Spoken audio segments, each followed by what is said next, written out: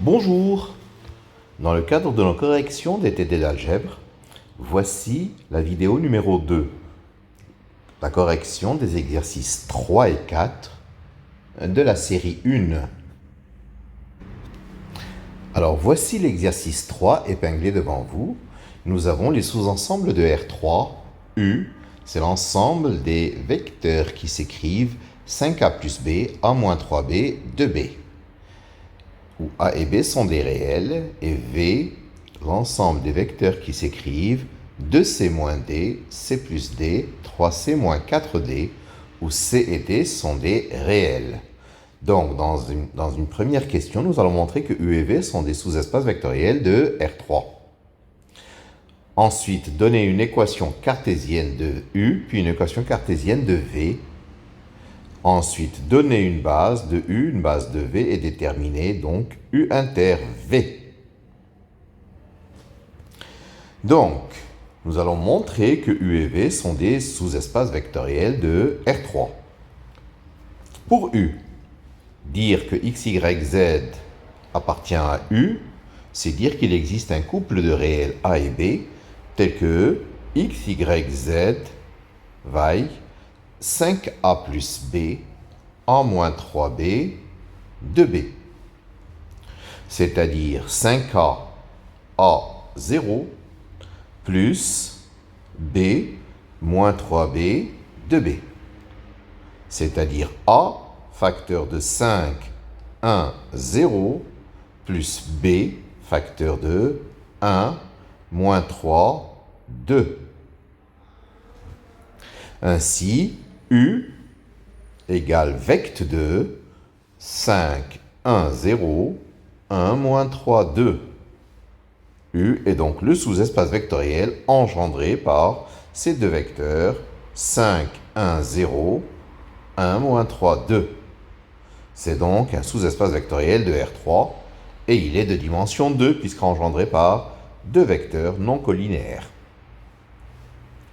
Pour V, dire que x, y, z appartient à V, c'est dire qu'il existe un couple de réels C et D, tel que x, y, z égale 2c moins d, c plus d, 3c moins 4d. C'est-à-dire 2c, c, 3c, plus moins d, d, moins 4d. C'est-à-dire c, facteur de 2, 1, 3, plus d facteur de moins 1, 1, moins 4.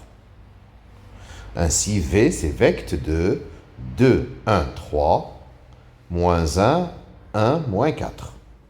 V est donc le sous-espace vectoriel engendré par 2, 1, 3 et moins 1, 1, 4.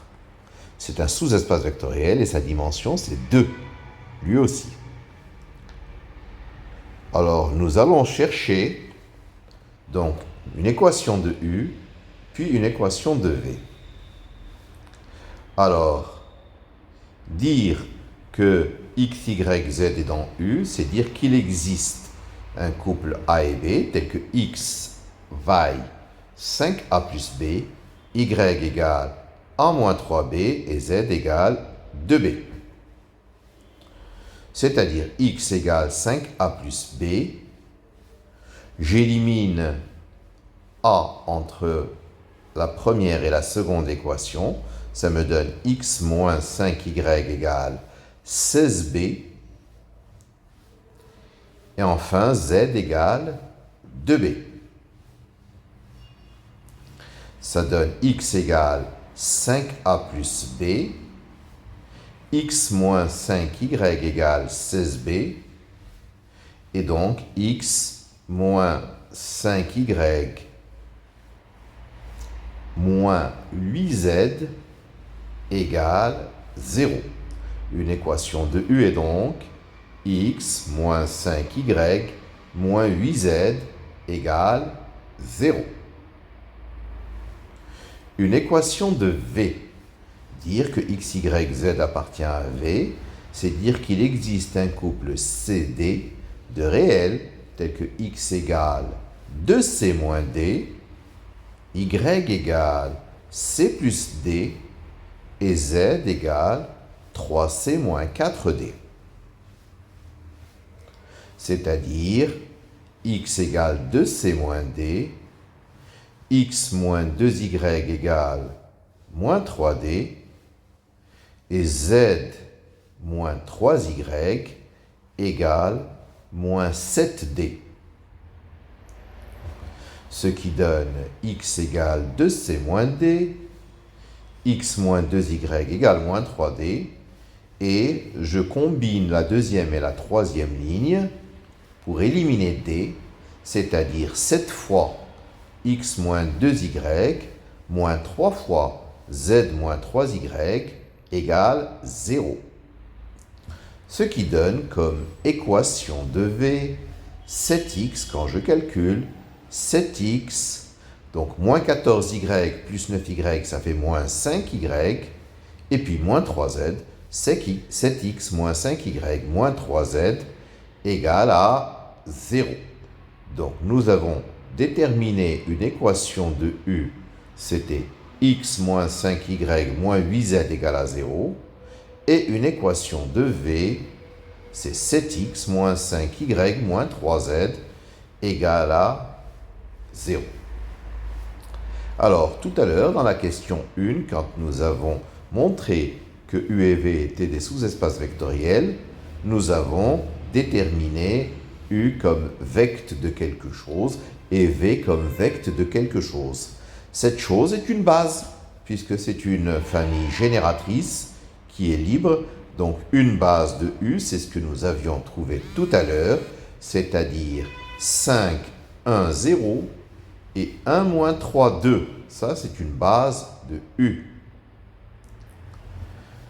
Une base de v, nous l'avions trouvé également tout à l'heure, c'est 2, 1, 3 et moins 1, 1, moins 4. Donc, c'est ce que nous avions vu à la première question. Enfin, nous allons déterminer maintenant u inter v. Dire que x, y, z appartient à u inter v, c'est dire que x, y, z appartient à u et à v. Ça veut dire que x, y, z vérifie l'équation de u et l'équation de v en même temps. Donc le système x moins 5y moins 8z égale à 0 et 7x moins 5y moins 3z égale à 0. Ce qui donne x égale 5y plus 8z et 7x moins 5y moins 3z égale à 0. C'est-à-dire x égale 5y plus 8z, et si je remplace x par 5y plus 8z, j'obtiens 35y plus 56z moins 5y moins 3z égale à 0.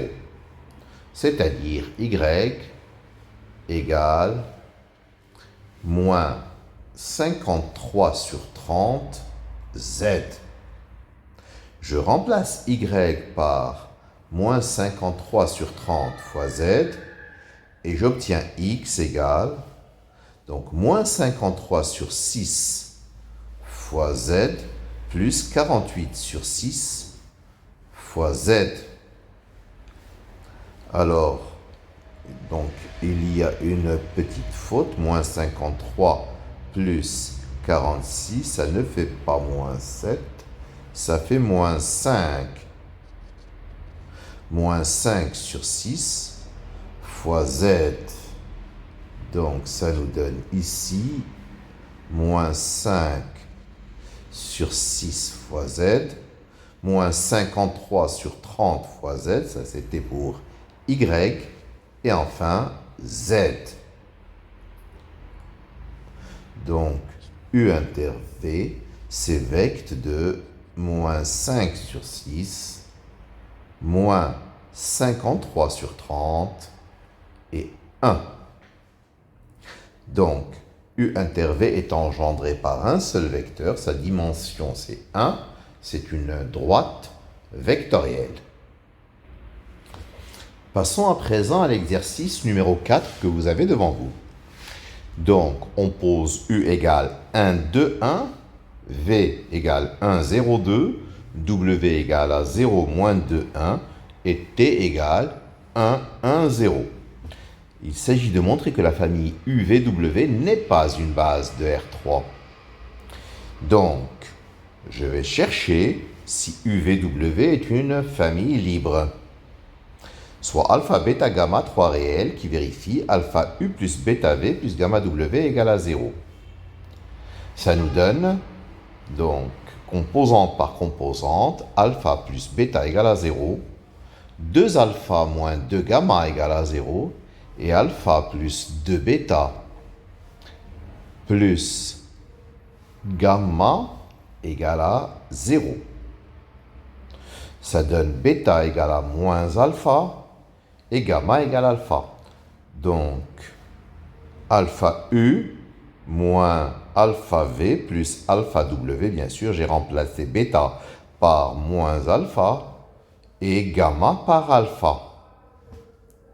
C'est-à-dire que U, V et W ont une liaison qui est U égale V moins W. Ça veut dire que la famille UVW n'est pas libre, elle est liée. Et puisqu'elle est liée, donc, ce n'est pas une base de R3. Montrons à présent que la famille UVT est une base de R3. Il suffira de montrer qu'elle est libre. Donc, soit alpha, bêta, gamma, 3 réels qui vérifient alpha U plus bêta V plus gamma T égale à 0. Ce qui nous donne alpha plus bêta plus gamma égale à 0. 2 alpha plus gamma égale à 0. Et enfin, alpha plus 2 bêta égale à 0. C'est-à-dire alpha plus bêta plus gamma égale à 0, gamma égale à moins 2 alpha et alpha égale moins 2 bêta. C'est-à-dire alpha égale moins 2 bêta. Je remplace alpha par moins 2 bêta dans la seconde, j'obtiens gamma égale 4 bêta. Et je remplace alpha et gamma par leur expression, ça me donne moins 2 bêta plus 4 bêta égale à 0. C'est-à-dire que j'obtiens bêta égale à 0, gamma égale à 0 et alpha égale à 0. Donc la famille UVT est libre. Or, c'est une famille libre de 3 vecteurs dans un espace de dimension 3, R3. C'est donc une base de R3. Troisième question, je veux déterminer les coordonnées dans cette base des vecteurs de la base canonique. Alors, les vecteurs de la base canonique sont E1, E2 et E3. Donc, E1, c'est alpha U plus bêta V plus gamma W. Plus gamma T. Là-bas, c'est UVT. Ce qui donne, en identifiant E1, c'est 1, 0, 0, on rappelle. Donc, ça fait alpha plus bêta plus gamma égale 1. 2 alpha plus gamma égale 0. Alpha plus 2 bêta égale à 0. Donc, ça me donne alpha égale à moins 2 bêta. Gamma égale 4 bêta. Et quand je remplace dans la première ligne, j'obtiens 3 bêta égale 1. Ce qui donne bêta égale 1 tiers. Alpha égale à moins 2 tiers et gamma égale 4 tiers. Donc E1 pour coordonnées, donc alpha, bêta, gamma dans la base UVT. Alpha, c'est-à-dire moins 2 tiers, 1 tiers, 4 tiers dans la base UVT. Ça signifie que E1 s'écrira moins 2 tiers de U plus 1 tiers de V plus 4 tiers de T. Passons à E2. Je fais la même opération. E2, c'est alpha U plus bêta V plus gamma T. Alpha plus bêta plus gamma égale à 0. 2 alpha plus gamma égale à 1. Et alpha plus 2 bêta égale à 0. Cette fois-ci, c'est la deuxième ligne qui est égale à 1. Ce qui nous donne alpha plus 2 bêta égale à 0.